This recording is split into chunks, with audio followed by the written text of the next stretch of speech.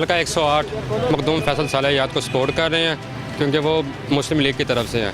इंशाल्लाह वो ज़रूर जीतेंगे। मुस्लिम लीग को सपोर्ट कर रहा हूँ तो NA 108 में फैसल सालेयात को दे रहा हूँ।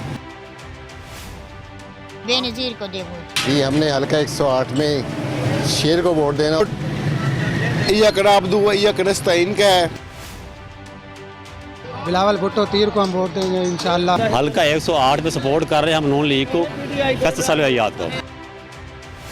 पीपल पार्टी तीनों। इमरान खान का या का नाबुदू व या का नस्ताइन। हल्का 108 है जी, शेर को देना वोट जी, फैसल सालेयात को। तो हम मखदूम साहब को सपोर्ट पहले भी कर रहे थे, अब नून लीग में इंशाल्लाह मजीद और सपोर्ट करें नून लीग के आने की खुशी में।